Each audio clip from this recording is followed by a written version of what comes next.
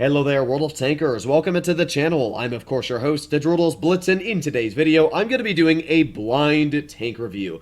Now, you might be wondering, well, how is that possible? Don't you have an idea of what you're going to be making a video on before you do the video? That would obviously make sense, but no. Today's video, I have no clue what we're going to be talking about. As you can see in my garage storage, I have a bunch of containers. In fact, I just spent $25 on the containers collection, which I would not suggest anybody to buy. It's a hunk of junk, and you have like a 5% drop chance in each one of these containers to get a vehicle you might not even want to get. You know, at least if you're getting like containers for a specific vehicle, you'll get charms and you might get it. Yeah, these are just random drop chances, but I thought it'd be cool if I did possibly get a tank out of one of these containers that I would do a full down review on whatever I get out. So let's start with the Badger container. Nothing. Let's go to the T95E6. Nothing. T22. I only got 500 gold. I guess it's better than nothing. 750 gold. Nothing out of that. Smasher. Maybe, that'd be a fun tank review. Maybe the 5A. Nope. Alright, well, we're about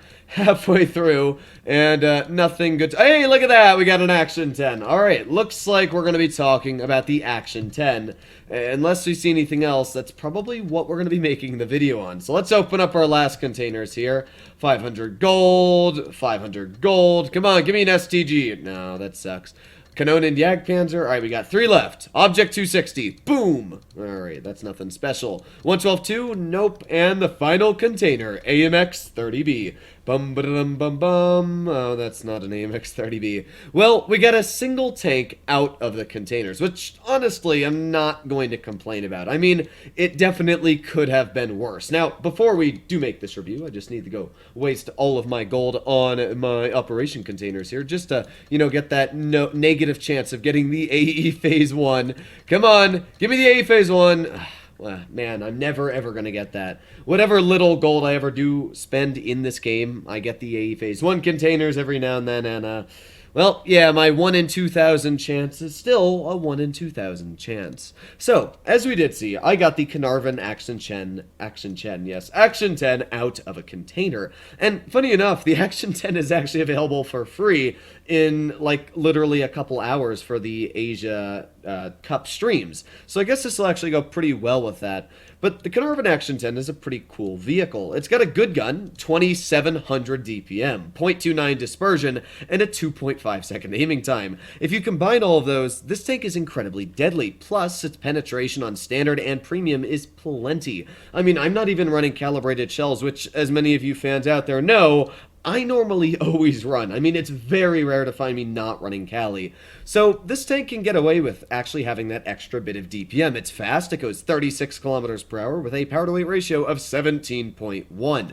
And when you take a look at the armor, well, it's about 230 millimeters on the upper plate. The turret has some very good spots and some very bad spots. The roof of the turret has a cupola, and you can very easily hit it if you're a skilled player. Not to mention, the flat part of the roof, just like the Centurion, is pretty easy to cut through. If you've got about 250 millimeters of heat pen, you're getting straight through the roof of this vehicle's turret. As well for the upper plate, if you've got enough pen, you'll just cut right through it. Tier 9s and even vehicles like the RHM, SU-130, even the M3O will most likely cut right through that upper plate, even with sometimes standard ammunition. So the Carnarvon does not have the most of strongest armor, but what it does have is that gun, plus good armor, plus good mobility, and did I forget to mention, 10 degrees of gun depression. So it's a pretty good combination, and when you add all these things together, it becomes an incredibly strong vehicle.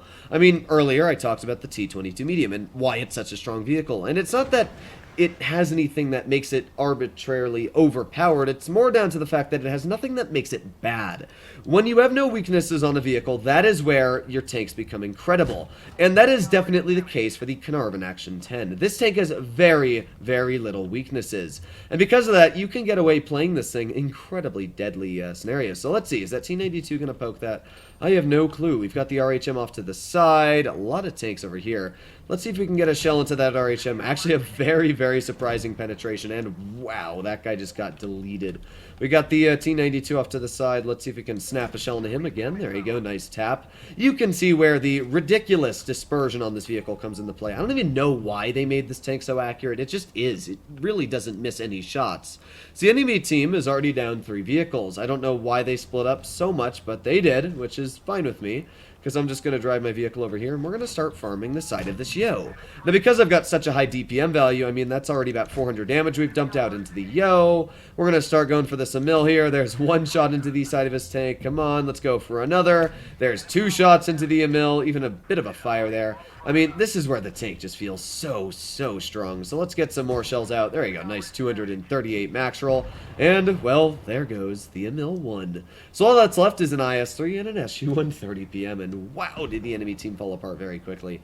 This is honestly one of the quickest battles I've played in Tier 8. It hasn't even been 2 minutes. It's been literally 1 minute and 10 seconds, and the enemy team is already dead. So all we gotta do is get a couple shells into this poor IS-3, and there you go, finishing him off. Not an incredible amount of damage at 1800, but I'm not really gonna complain. I mean, we did really strong for what it's worth. There you go, 1924 damage. So let's do one more battle in the tank. That was so quick that, honestly, I'm not even going to count that as a battle. That was the quickest thing I've ever seen. If you like this idea of me just opening crates, I mean, I got like 25 bucks on my last stream, so I figured, you know what? I'll use that money, turn it into a video, do something cool, engaging for the community that I've never done before. So if you like this kind of idea where I just do a random tank review from literal RNG, yeah, let me know. Here we are loading into our second battle. I'm just going to make sure that I'm on the recording page. There we go. So the enemy team has a 50 TP, a T-92 once again, and then a bunch of Tier 8s. Now the Tier 8s I need to be worried about. 252 is really the only one, honestly. I mean, the ISU is deadly, but as long as I don't poke this ridge like a monkey, I should be okay. Now, the mobility on this tank, as I said, is really strong. I don't know why it's so quick, but it's got a ridiculously good power-to-weight ratio. So even when you go uphill, that 36 km/h limited top speed really doesn't feel that slow. I mean, you can see how quickly I'm really climbing this hill. It's quite fast. So, yeah, let's see what we can do here. There is the enemy object 252, and there's a bounce right on his vehicle. Impressive that I actually managed to bounce that, but there's a nice tap into the 252. I am a little worried about vehicles like that ISU, and when I mean a little worried, I am definitely a lot worried. I do not want to be hit by a tank like that. That will hurt a big time. I can't really pen this 252 just yet. I need to be able to hit his lower plate, but that is a nice penetration there. And then we got the 50 TP over here. Enemy team is definitely pushing aggressive on this side. I am trying to be a little bit careful. Oh, there's actually the ISU, speaking of the devil. Let's get a nice penetration into the 50 TP. And, well, as I did talk about before, while this tank's armor is pretty good, it's definitely not going to be bouncing at Tier 9 ammunition. So let's see if we can get some shells into the 50 TP. There's one nice penetration, and, well, I don't want to be penned again. No, thank you. Yeah, that's what I'm talking about. But we do got the 59 Patton off to the side, who's not a tank I really want to play with, if I'm going to be honest here. And we somehow bounced that. Very surprising that I actually did end up bouncing that. And that, too. What the absolute heck is going on right now? Let's see if I can get a pen into this vehicle. There you go. There's one nice penetration. That guy's a one-shot, which is good for me. Let's see if we can finish him off. There you go. Nice tap into his vehicle. But in that amount of time, our team is not doing fantastic. In fact, they are doing very far from fantastic. Hopefully this VK-168 is able to finish off the enemy, because I am skadooshing my way straight into the battlefield over here. I'm going to try and get some shells out into the Object 252. There you go. There's one nice tap. Obviously, with that insane rate of fire this vehicle does have, that's already over 400 hit points we've taken off of this guy. And I'm going to continue to try and dump out more damage as I can on this tank. So let's aim it on his weak spot. Oop, he fired. But, well, yeah, this battle, not as good as the first one. My team turned into basically what the last team we had was. So let's get a finishing shell into this guy. We've got a lot of deadly tanks on our side here. There's the ISU just slapping a shell into me. And, ooh, we did get a bounce. We did end up getting a bounce. There's a nice tap. But, well, yeah, not every game is a victory. So this guy just sucked. But did my best. And that's all that really matters. Come on, RHM. You can't do it. Well, hopefully all of you enjoyed today's video. I just thought that this would be something cool to to do. I don't really know if you guys want to see this in the future, but I thought, at least for a video idea, it's something I've had circling around in my head for a while, something that's new, unique to the channel, and you've got no clue what I'm going to make a video on. So, yeah, hopefully all of you enjoyed today's video. I'll be seeing you in the next one. Bye-bye.